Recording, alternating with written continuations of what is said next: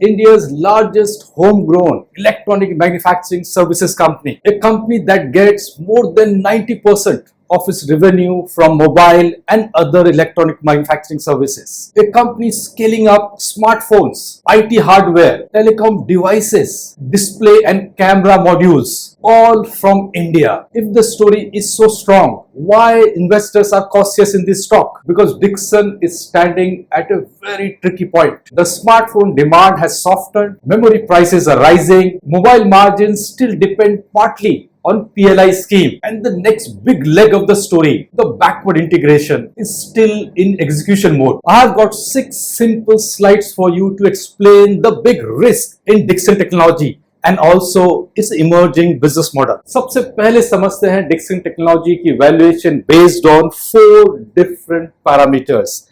First is PE, price to earning, then EV to EBITDA, then price to book, and then market cap to sales. अगर हम price to earning देखें, the current value is 38x and 5-year median is 92x. So it is available at a deep almost 60% discount. So the price to earning multiple has collapsed, and this is not a correction. This is a case of re-rating. और ये re-rating क्यों हो रही है? I'll explain you in the next few slides. Now let's look at EV to EBITDA. Current value is 30x and the 5-year historical median is 70x, less than half. Now this is again is a 57% deep discount. Now let's come to price to book. The current value is 15x. 5-year median is 22x. Again, a 32% discount. And if you look at market cap to sale, the current value is 1.3x and the 5-year median is 4.5x. Again,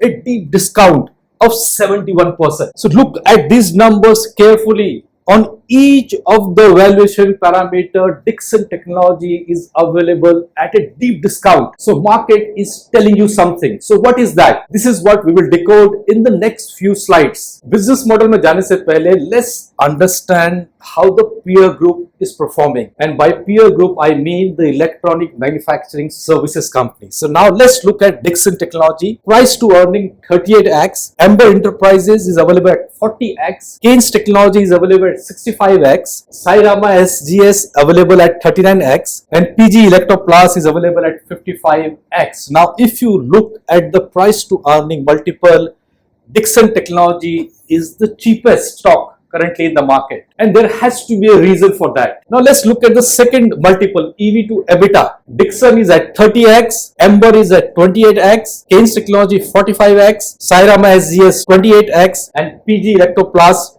35x. So if you look at EV to EBITDA also, Dixon Technology is available at a much better price than the peer group. Now these two multiples says something about the company, and this is what we will decode going forward. Next is the market cap. Dixon has the highest market cap of 61,000 crore. So Dixon Technology is the largest company in this peer set. Revenue also 48,655 crore. Others are at 16,000, 2,500, 380045. So Dixon is a large company. Now if you look at the EBITDA margin, that will tell you something about the valuation. So these two price to earning multiple and EV EBITDA, like we said, Dixon is available at a very cheap price. Now if you look at EBITDA margin, that will partly explain the valuation story, not fully. So Dixon has an EBITDA margin of 3.9%. If you look at Amber Enterprises, it has a margin of 8 to 9%.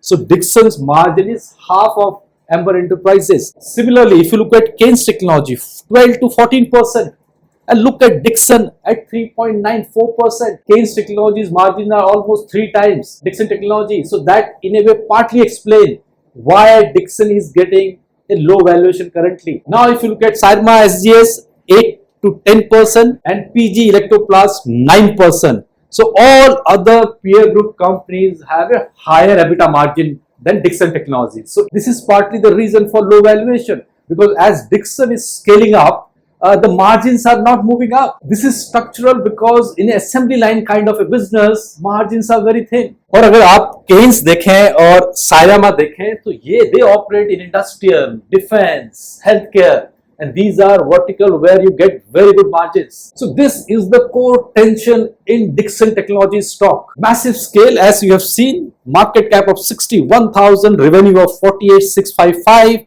Competitors are nowhere near to Dixon Technology, but margins are very thin. Now here comes the next question. Now company is getting into backward integrations. Now will backward integration improve margin? So like here we have seen Dixon Technology has the lowest EBITDA margin. So will backward integration in a way help the company in improving its margin? So let's decode that in other slides. So backward integration को समझने के लिए पहले हमें ये समझना पड़ेगा कि Dixon Technology का business model क्या है, from where all it gets its revenue. So as you can see, Dixon has deep integration with global brand, and some of its big clients are Motorola, Xiaomi, Samsung, and all the big players. Now if you look at the revenue share, mobile and other electronic manufacturing services contribute 90% of its revenue. And this includes smartphone assembly, IT hardware, telecom devices, wearable, hearables, and this is they make for Motorola, Xiaomi, Oppo, Samsung, Asus, and HP. Now, some years back, Dixon had a very diversified, revenue stream.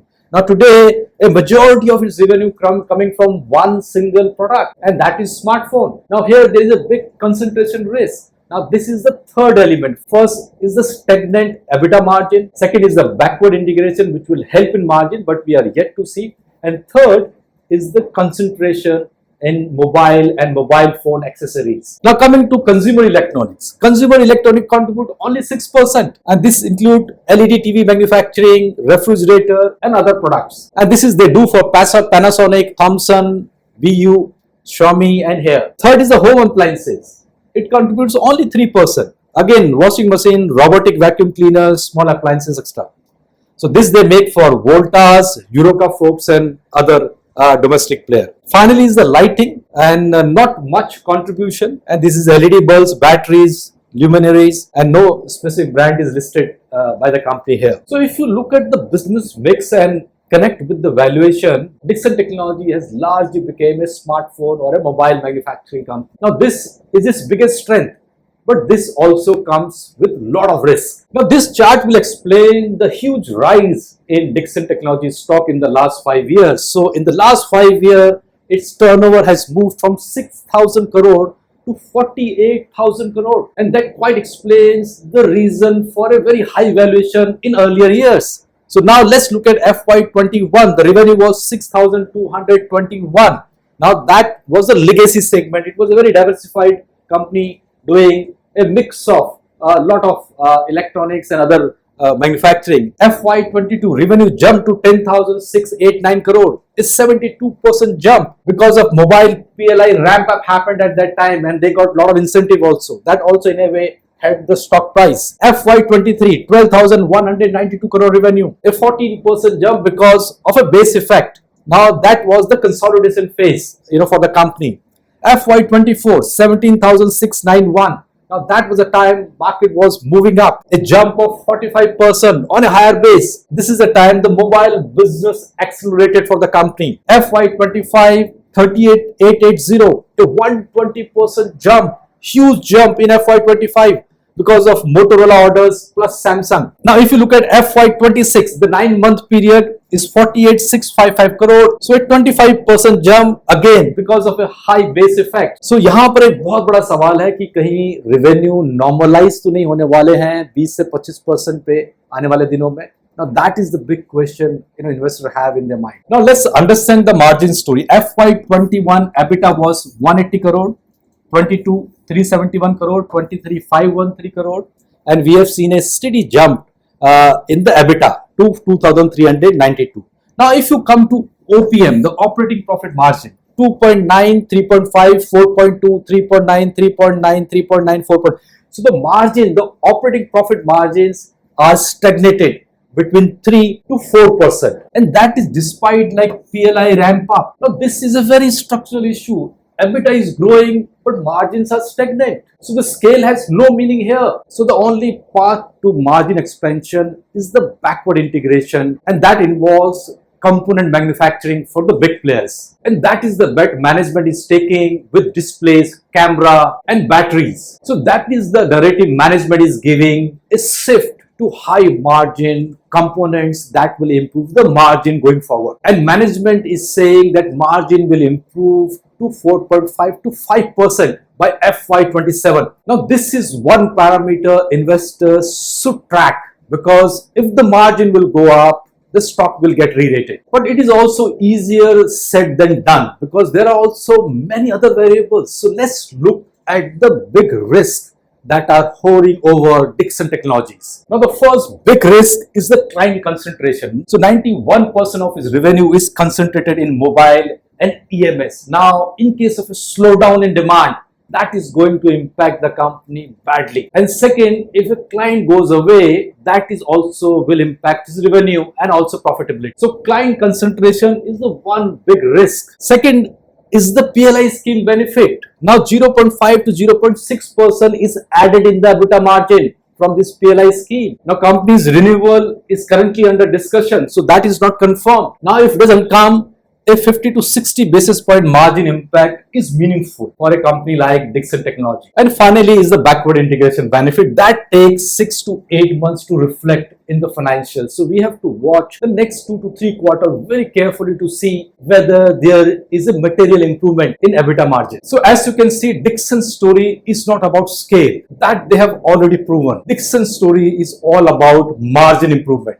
Will Dixon's margin improve going forward? And the margin expansion will come only from the backward integration. But there are also other risks that can impact the margin. So number one is the concentration risk in mobile manufacturing. Second is the PLI uncertainty. How long a company can depend on a PLI benefit, because that is also pushing up its margins. And the backward integration bet is also under progress. We are yet to see the result. So here execution is the key, and we have to watch their numbers very carefully in the next 3 to 4 quarters. Just to make a disclaimer, this video is only for educational purposes. In case you want to buy, sell and hold Dixon Technology or any other stock that I have mentioned, I suggest do consult your financial advisor.